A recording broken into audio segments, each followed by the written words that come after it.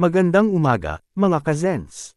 Bago tayo magsimula, gusto ko munang i-shoutout ang ating mga idol na sina Mark Jason Sioko at Bib Toyo. Maraming salamat sa inyong walang sawang suporta. At syempre, saludo rin tayo sa ating weekly community spotlight. Witty Mom, Crumpats TV, Mix Manhua, Hana Rain, Samuel Lancanan. Maraming salamat, mga kazens, sa patuloy na pagsubaybay. Ang nakaraan, tuluyan ng nakarating ang ating bida sa lungsod ng Brevant, kung saan nakatayo ang Crimson Tower. Namangha ang lahat sa kagandahan ng syudad, lalo na sa napakataas na tore ng Crimson na tila bumabalot sa kalangitan. Ang buong kapaligiran ay puno ng kakaibang sigla. Sa bawat sulok, makikita ang mga mahuhusay na mga ngalakal, makapangyarihang Magi Kiro, at iba't ibang kagamitan tulad ng mahika-infused na scroll. Hindi maiwasang humanga ang mga mercenaryo sa pambihirang tanawin na kanilang nasaksihan. Ngunit sa kabila ng magandang tanawin, batid ng ating bida na hindi lahat ay masaya sa kanilang pagdating. Sa paglapit nila sa tore, isang lalaking nakapwesto sa itaas ang nagpatigil sa kanila. Sa isang iglap, pinakitaan sila nito ng isang makapangyarihang puppet magic, waring sinusubukan ang kanilang tapang, hinamak sila nito dahil sa kanilang pinanggalingan. Sa halip na magpatinag, diretsyong hinarap ito ng ating bida at walang pag-aalinlangang inilabas ang isang runestone, isang kayamanang maaaring magpabago ng kapalaran ng sinumang magmamay-ari nito. Sa pagkakita ng lalaki sa dala nilang napakaraming runestone, halos hindi ito makapaniwala. Napamulagat ito sa gulat, at agad silang pinapasok sa tore. Sa kanilang paglalakad papasok, isang kaguluhan ang agad napansin ng ating bida. Isang babae ang inaapi ng tatlong kalalakihan dahil sa kanyang kahinaan sa salamangka. Pinagtawanan at kinutya siya ng mga ito, bago subukang sunugin gamit ang apoy ng mahika. Ngunit bago pa ito tumama sa babae, isang mabilis na paggalaw mula sa ating bida ang pumihil dito, ang apoy ay nahati at naglaho sa isang iglap. Samantala, sa loob ng Crimson Tower, naganap ang isang pagpupulong. Ang pinuno, si Hubert, ay puno ng pangamba sa kasalukuyang kalagayan ng kanilang tore. Halos wala nang natitirang runestone, at alam niyang ito ang pangunahing dahilan ng kanilang paghina. Kung mayroon lamang silang sapat na supply, magiging mas makapangyarihan ang kanilang tore at muling makikilala sa buong kaharian. Ngunit ang kaba sa kanyang puso ay biglang napalitan ng pagkagulat nang biglang dumating ang tagapangasiwa at ibinalita ang hindi kapanipaniwalang balita. May isang lalaking nagdala ng napakaraming runestone para ibenta sa kanila. Nagtinginan ang mga elder, mga matang hindi makapaniwala. Si Hubert mismo ay tila hindi makapagsalita. Samantala, sa tagpo kung saan hinarap ng ating bida ang lalaking may antay-para, walang pag-aalinlangang umatake ito gamit ang apoy ng mahika. Ngunit sa isang iglap, winasiwas ito ng ating bida at napawi ang apoy na tila wala lang. Nagulantang ang lahat sa kanilang nasaksihan. Sa gitna ng kaguluhan, biglang dumating si Belinda, ang babaeng handang ipagtanggol ang kanyang baby boy.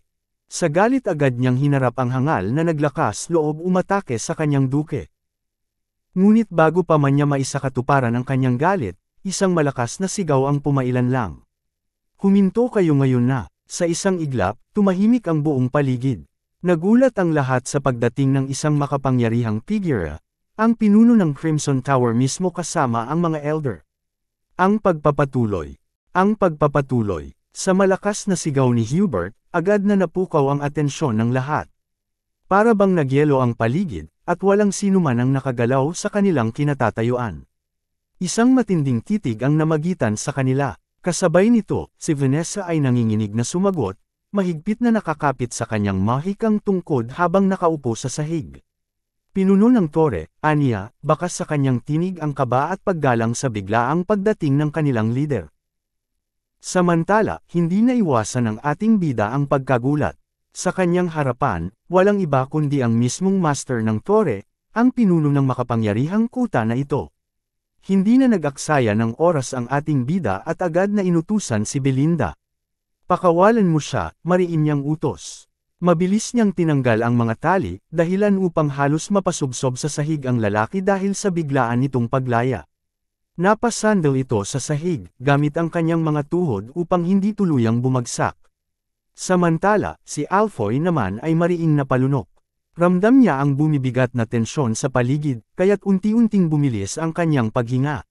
Sa kabila ng takot na bumabalot sa kanyang katawan, pinilit niyang palakasin ang loob at buong tapang na sumigaw upang makuha ang atensyon ng kanilang pinuno. Master, nanginginig niyang sigaw habang sinusubukang tumayo. Agad siyang lumapit sa kanyang master at sumubsob sa dibdib nito, waring inosente. Napansin ni Hubert ang lagay ng binata kaya't agad siyang nagtanong, puno ng pag-aalala.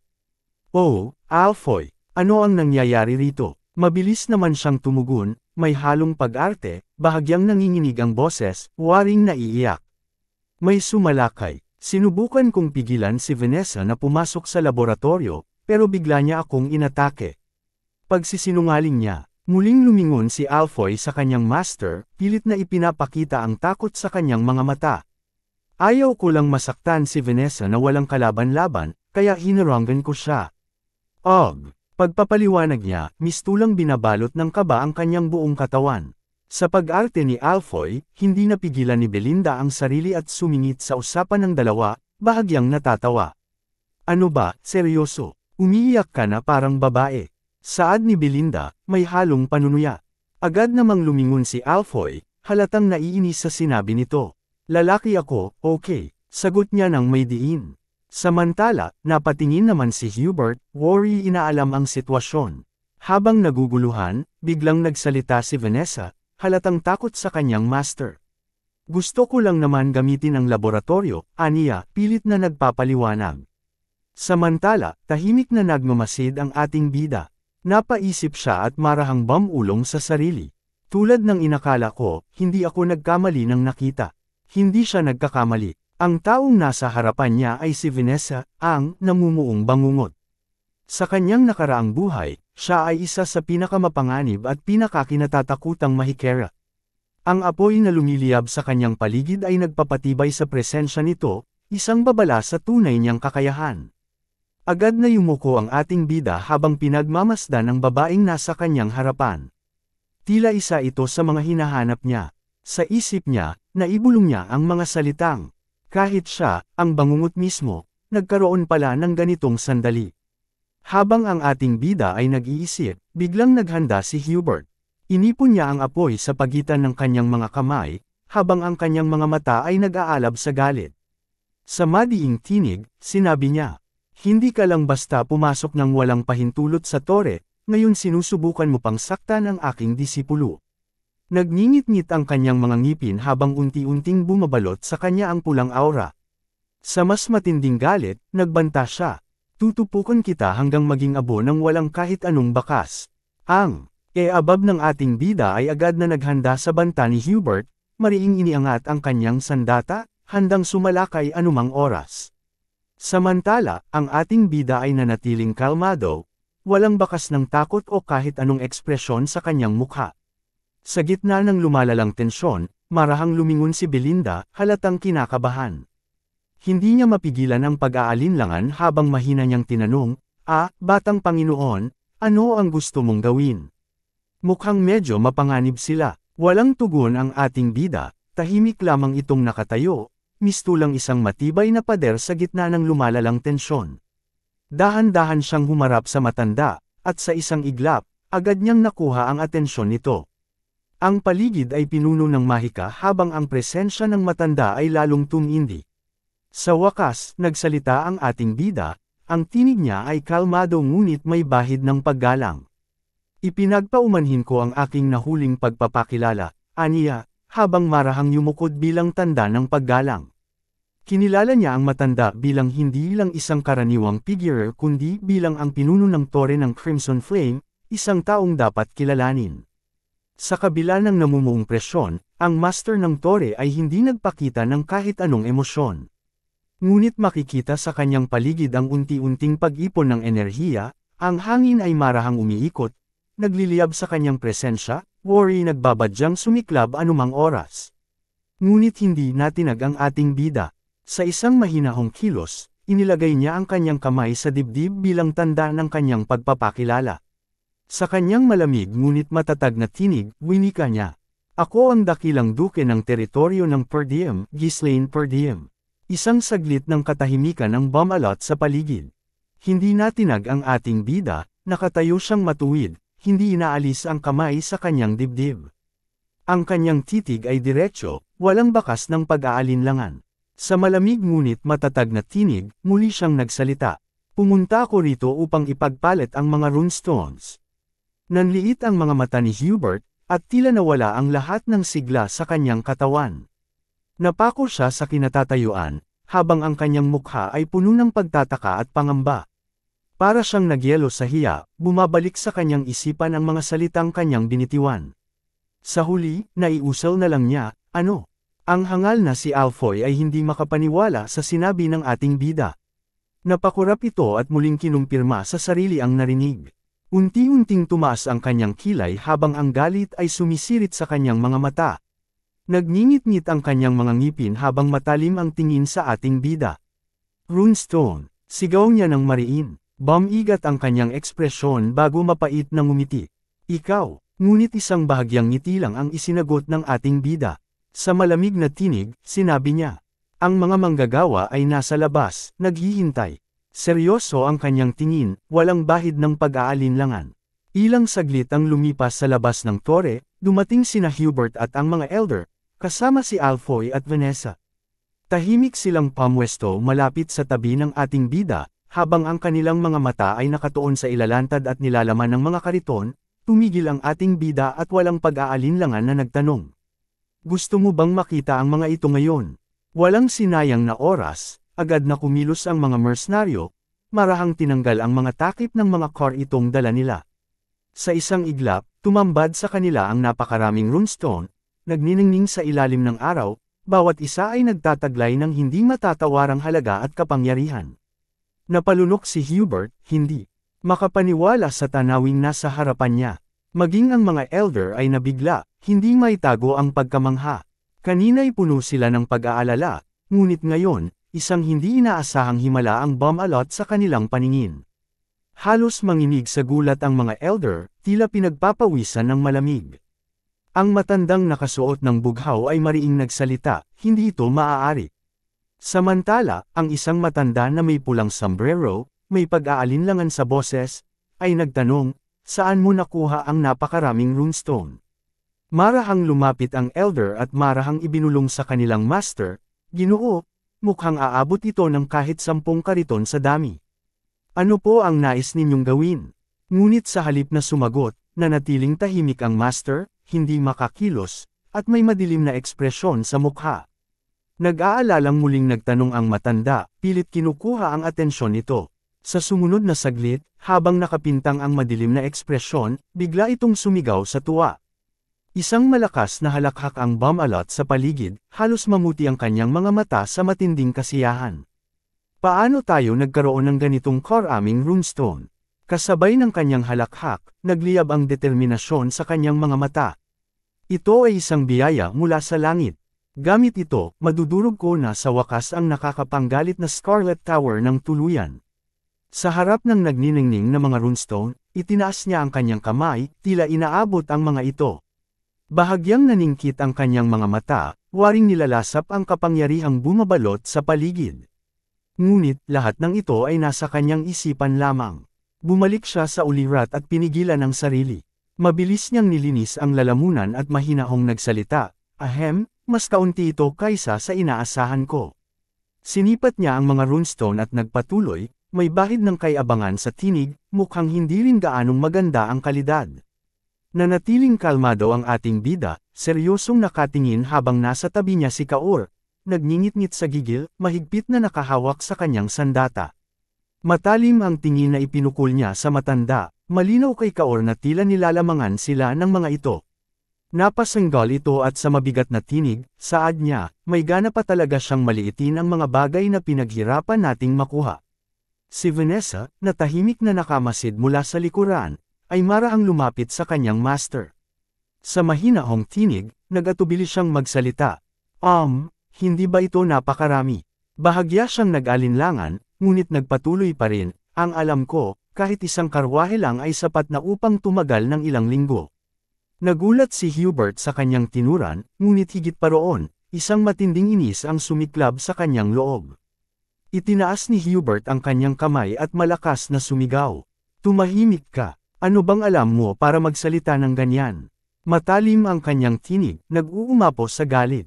Lumayas ka sa harapan ko. Nang inig si Vanessa sa biglaang sigaw ng kanyang master. Nanlaki ang kanyang mga mata, at isang malamig na takot ang gumapang sa kanyang katawan. Senggal ni Hubert, habang isang madilim na ekspresyon ang bumalot sa kanyang mukha. Ang hinayupak na si Ronatag ay nag-iwan ng matinding sakit ng ulo. At sa mas matigas na tinig, idinagdag niya.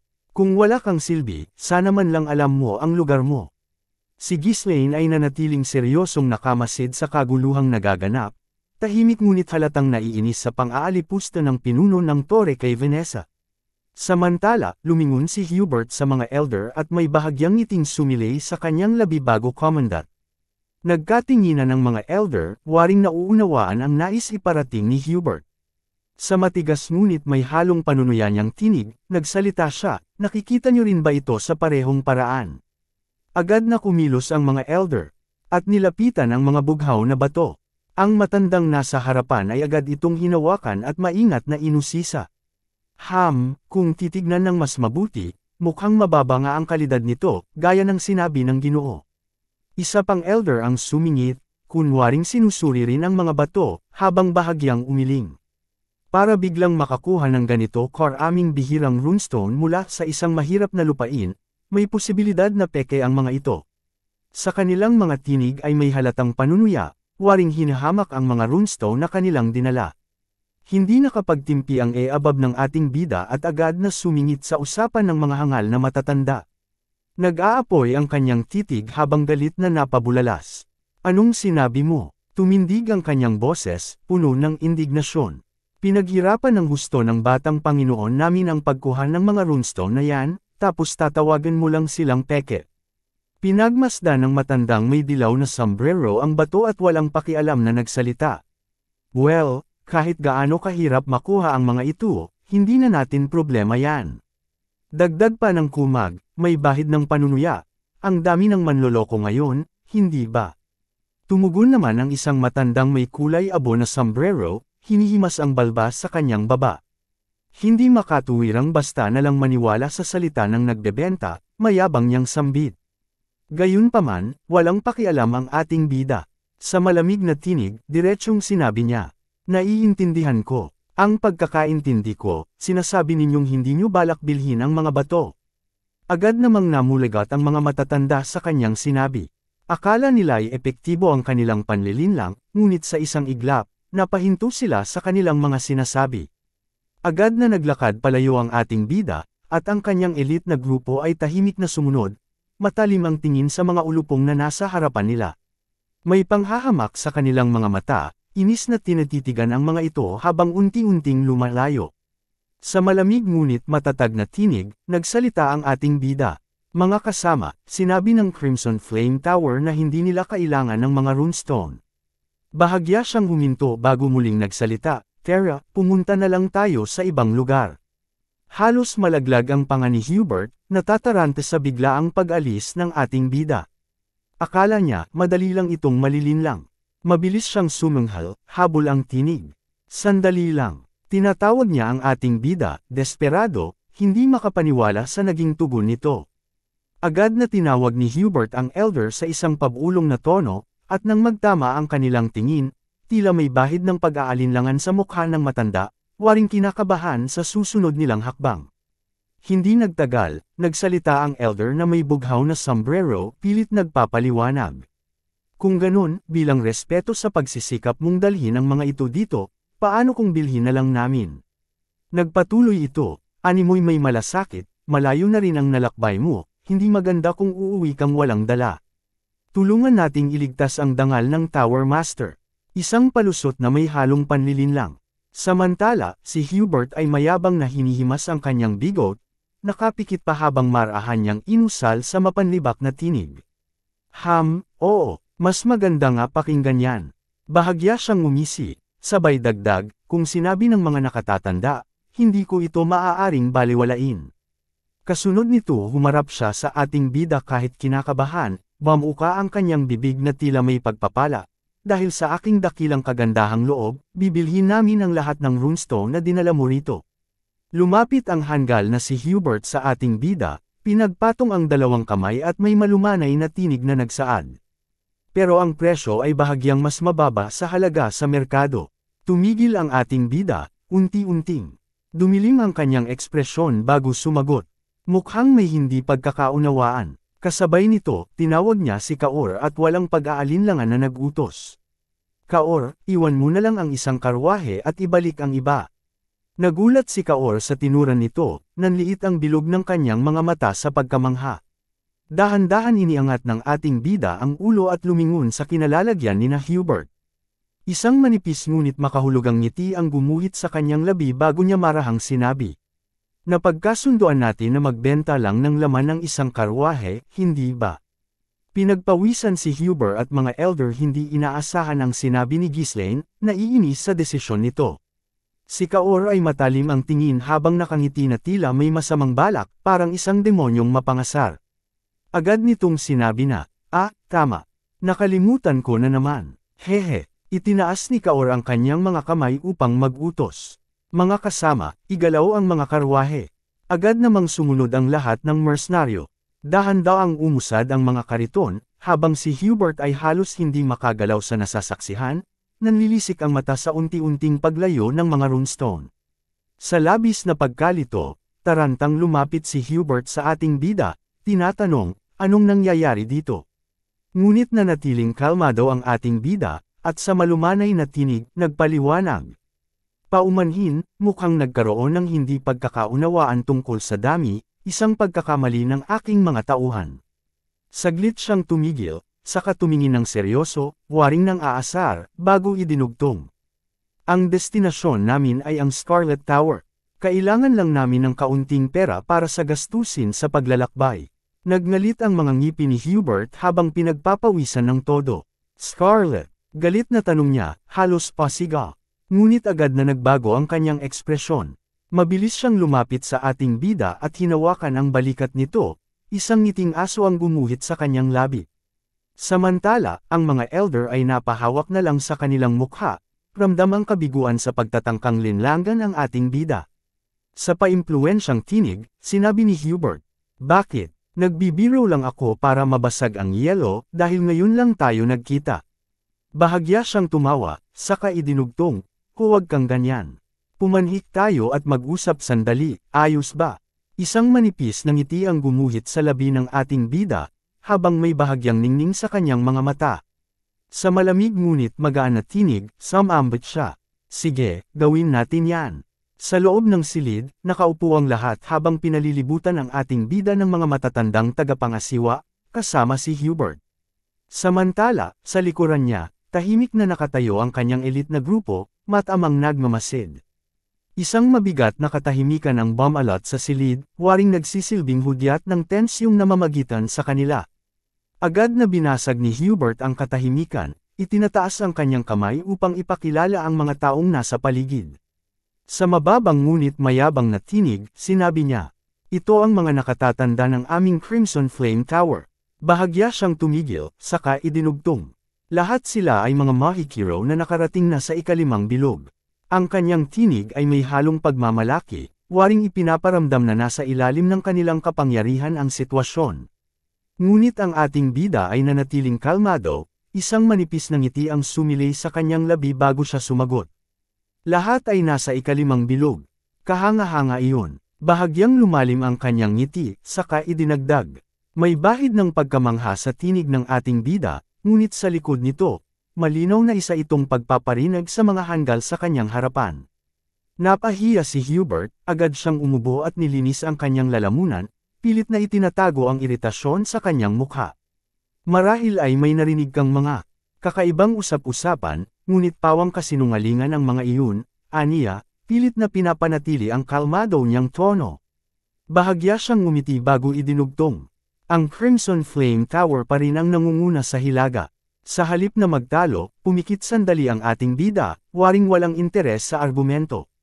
Sa isang diretso at walang emosyon na tinig, sinabi niya, sige, sabihin na nating totoo iyon. Hindi naman talaga mahalaga. Matalim ang tingin ni Belinda sa mga kumag na elder at sa kanilang pinuno. Halatang pika na sa walang katapusang pagmamataas ng mga ito. Sa bahagyang inis, bamulong siya. Batang Panginoon, hindi mo sila kailangang galitin ng walang dahilan ngayon. Sigurado ka bang ayos lang iyon?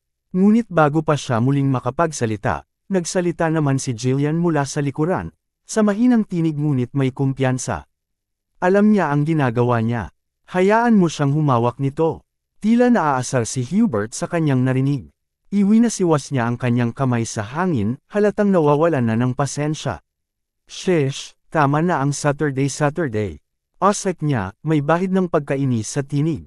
Bahagyang samandal siya pasulong, ang kanyang mga mata ay bahagyang nanlilisik. Magkano mo ito ibinebenta? Nagpatuloy siya, sa mas madiin at mapilit na tono. Ginaranti ako, kung pupunta ka sa iba, hindi mo makukuha ang halagang inaasahan mo. Halata sa kanyang boses ang inis at panggigigil, worry desperado nang makuha ang gusto niya. Itinaas ni Ghislaine ang kanyang kamay at walang kagatol-gatol na sumenyas, inaangat ang dalawang daliri.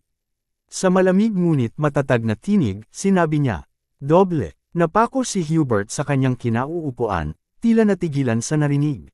Saglit siyang hindi nakapagsalita, waring hindi makapaniwala sa hinihinging halaga. Nagpatuloy si Ghislaine, ang kanyang tingin ay matalim at puno ng kumpiyansa. "Kailangan naming singilin ng doble sa presyong pangmerkado." Ang kanyang tinig ay walang bahid ng pag-aalinlangan, malinaw na hindi siya nagbibiro. Biglang yumangay ang loob ng silid, punong-puno ng gulat at protesta mula sa mga matatandang tagapangasiwa. "Doble," sigaw ng ilan, hindi makapaniwala sa narinig. "Wala ka talagang alam kung paano gumagana ang mundo." Mariing sambit ng isang matanda, halatang naiinis sa hinihinging presyo ng ating bida. Nakaupo pa rin si Hubert, ngunit halata sa kanyang mukha ang matinding inis. "Hoy, hindi ganyan ang tamang paraan ng pakikipagnegosyo." Senggal niya, bahagyang tumagilid ang kanyang katawan sa iritasyon. Napailing siya, pilit pinapakalma ang sarili ngunit hindi niya napigilan ang pangungutya. "Hindi ko alam kung sino ang nagturo sa iyo kung paano makipagkalakalan, pero mukhang mali ang itinuro nila, ha?" Aniya, may bahid ng pang-aalipusta. Bahagyang tumuwid siya ng upo, pilit na pinapanatili ang kontrol sa sitwasyon. "Dapat kayong makipagnegosasyon, hindi basta gumagawa ng sarili ninyong mga tuntunin." Ngunit sa kabila ng kanyang panggigigil, nanatiling kalmado si Ghislaine, waring hindi man lang naapektuhan sa galit ni Hubert. Hindi natinag sa matitinding salita ng mga matatanda. Isang manipis na ngiti ang gumuhit sa kanyang labi bago siya sumagot. "Akala ko nararapat lang na magbayad ng doble ang Crimson Flame Tower." Halos sabay-sabay na napasinghap ang mga matatandang tagapangasiwa, tila hindi makapaniwala sa kanyang sinabi. "Alam mo ba kung nasaan ka para gumawa ng ganitong kalokohan?" Bulalas ng matandang may bughaw na sombrero, nanlilisik ang mga mata sa galit. Isa pang matanda ang agad na sumingit, ang inis ay bakas sa kanyang mukha. "Akala mo ba biro lang ang Crimson Flame? Hindi mo naiintindihan ang bigat ng pangalan ng toreng ito." Sa gitna ng kaguluhan, bumantong hininga si Hubert at muling kinuha ang atensyon ng ating bida. Isang malamig at matalim na tingin ang ibinigay niya rito, waring isang leon na nagmamasid sa kanyang biktima. "Tingnan mo muna ang sarili mo," aniya, puno ng panlilibak at pananakot. Ang kanyang ekspresyon ay dumilim, at waring lumalim pa ang kanyang boses. Makakita ng isang walang alam na bata na dada ng hindi man lang naiintindihan ng anumang bagay ay nakakapangilabot. Sa bawat salitang binitiwan niya, para siyang isang nagngangalit na dragon. Nanatili lamang ang ating bida sa kanyang posisyon, walang bahid ng pagkagulat o kahit anong reaksyon sa sinabi ni Hubert. Diretso niyang tinitigan ito, hindi natinag sa pananakot o pangmamaliit. Biglang hamupa ang ingay sa silid, bumalot ang katahimikan. Sa wakas, malumanay na nagsalita si Hubert, tila sinusubukang ayusin ang sitwasyon. "Siyempre, bata ka pa kaya nagkakamali ka." Bahagya siyang ngumiti, waring ipinapakita ang kanyang kabutihang loob. "Palalampasan ko ito sa pagkakataong ito. Pero seryosohin mo ito." Gayunpaman, nanatiling tahimik ang ating bida, hindi sumagot ni isang salita. Nakaramdam ng bahagyang pagkainis si Hubert sa kawalan ng tugon, kaya't itinuloy niya ang kanyang alok. Ngayon, paano kung magbayad kami ng kaunti higit sa presyong pangmerkado at ibenta mo sa amin ang lahat? Sa halip na sumagot, biglang tumayo ang ating bida. Nagulat si Hubert, waring hindi inasahan ang kilos nito.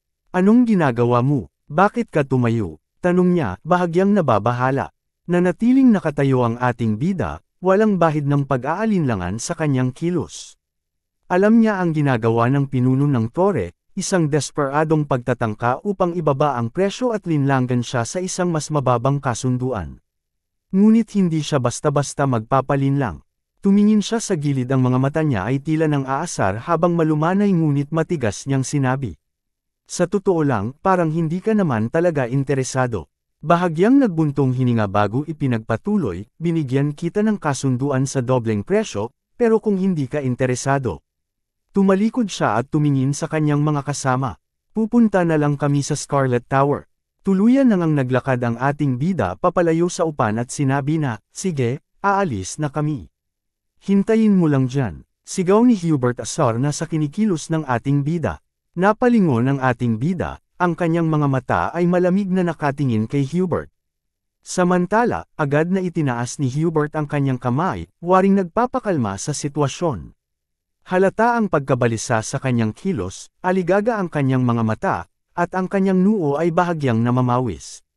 May pilit na ngiti ito, isang ngiting aso, habang sinasabi, bakit ang apura mo, binata? Hindi ko naman sinabing hindi ko tatanggapin ang kasunduan, hindi ba? Napangiti ng bahagya ang ating bida at sumagot, ganun ba? Kasabay nito, lumingon siya sa kanyang mga kasama, isang tingin na tila isang tahimik na utos. Napakunot noon naman sina Kaor, Jillian, at Belinda, bahagyang nagtataka sa kahulugan ng kanyang tingin. Samantala, bakas pa rin ang kaba sa boses ni Hubert habang nagpapatuloy, ayos, matapang ka rin pala. Nagpahid ito ng pawi sa kanyang noo bago muling nagsalita. Dahil nauna kang lumapit sa amin, bibilhin namin ang lahat sa dobleng presyo na binanggit mo kanina. Bahagya siyang tumawa, pilit na tinatago ang kanyang pagkabalisa. Paano naman yan? Dapat sapat na iyon, di ba? Agad namang tumanggo ang ating bida bilang pagsang-ayon sa kasunduan, dobleng halaga sa merkado. Nakahinga ng maluwag si Hubert, ngunit kasabay nito, napahawak siya sa kanyang ulo, waring sumasakit na ang kanyang utak sa pakikitungo sa ating bida. Gayunpaman, nanatili ang isang detalye sa kasunduan. Sumangayon ang ating bida na ibebenta sa dobleng halaga, ngunit ibibigay lamang ng ating bida ang laman ng isang karwahe ng runestone. Isang seryosong pahayag ni Ghislaine. Tila sila naman ang nilalaro nito. Napanganga ang elder sa tabi ni Hubert, waring hindi makapaniwala sa narinig. Si Hubert naman ay pinagpawisan ng husto, mukhang lalo pang lumaki ang problema nila.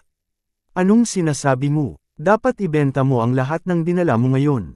Sigaw ni Hubert, halatang hindi na maitago ang pagkadismaya. Ngunit nanatiling kalmado ang ating bida. Muli siyang umupo ng matuwid at iniangat ang kanyang kanang kamay, waring nagpapahiwatig na may mahalagang paliwanag siya. Sa malumanay ngunit matalim na tinig, sinabi niya, kung kumalat ang balita na naibenta namin ito sa Crimson Flame ng doble, maaaring mag-alok ang Scarlet Tower ng triple. Sandaling nanigas ang mukha ni Hubert. Kaya bakit naman namin ibebenta ang lahat dito sa inyo ng doble lang? Napasanggal si Hubert, sa kabamaling sa ating bida na may nanlilisik na tingin. Triple, bahagyang nang inig ang kanyang labi sa inis, ngunit pinilit niyang kontrolin ang kanyang emosyon. Ang batang ito ay patuloy na niloloko kami, nauubos na ang pasensya ko. Muling ibinaling ng lalaki ang kanyang tingin sa ating bida, ngunit nanatili itong kalmado. Tumayo ito at magalang na nagpaalam sa pinuno ng tore. Hindi yun natiis ni Hubert, walang pag-aalinlangan niyang pinigilan ito. Sa desperasyon, napasigaw siya, bibilhin ko ang lahat ng ito ng triple ang halaga. Biglang napahinto ang ating bida at napangisi, ramdam ang matamis na tagumpay sa negosasyong ito. Marahan siyang umupo muli, ipinatong ang kanyang mga kamay sa tuhod at tumingin ng diretso kay Hubert. Sa isang kalmadong tinig, ngunit may halong kumpiyansa, sinabi niya, ngayon, nagsasalita na tayo ng parehong wika. Tulad ng inaasahan mula sa nangungunang Magic Tower ng Hilaga. Agad namang tumayo si Hubert, halatang nagmamadali, ngunit hindi may tatago ang inis na bakas sa kanyang mukha. Bago pa man siya makalayo, tinawag siya ng elder, halatang hindi makapaniwala sa ginawa ni Ghislaine, isang estranghero ang nakapagpabagsak sa kanilang pinuno sa negosasyon. Mariing sinabi ni Hubert, manatili ka dyan, kukunin ko na agad ang pera. Sa paglagpas niya sa ating bida, mariin niyang hinawakan ang kanyang ulo, halatang naiinis sa takbo ng mga pangyayari. Napayuko siya at bumulong sa sarili, bahagyang nagngangalit ang mga ngipin. Kaasir, isa akong Sixth Circle Master, pero niloloko ako ng isang hamak na probinsyano. Hindi ko talaga maintindihan kung bakit nangyayari ang lahat ng kalokohang ito sa panahon ko. Kailangan namin ng runestones ngayon, kaya sige na, pero kung gagawin niya ulit ito, susunugan ko talaga ang ulo niya. Ngunit bago pa makalabas ng silid si Hubert, isang malamig na tinig ang pumihil sa kanya. Sandali lang, napahinto siya, bahagyang napapikit, pilit na nilulunok ang inis, bago dahan-daang lumingon. Sa harap niya, nanatiling kalmado ang ating bida. May bahagyang ngiti itong ipinukol kay Hubert bago mariing nagsalita. Hindi ko pa natatapos sabihin ang lahat ng aking mga kondisyon. Saglit na natahimik ang silid bago tuluyang sumabog ang galit ni Hubert. Matalim ang tingin niyang ibinaling sa ating bida at walang pagpipigil na sumigaw. Ano na naman ngayon? Ngunit sa halip na matakot, isang malamig at matalim na tingin ang itinugon sa kanya ng ating bida. Bumigat ang hangin sa paligid, at sa isang malamig ngunit matigas na tinig, sinabi niya. Si Vanessa, ibigay mo siya sa akin, isang salita na nagpatahimik sa buong silid. Hanggang dito na muna mga kazens ang ating kwento tungkol sa ating bida na si Ghislaine, sana ay nagustuhan ninyo. Huwag kalimutang mag-subscribe sa ating channel, i-like at i-share ang ating video. Lubos po kaming nagpapasalamat sa inyong walang sawang pagsuporta.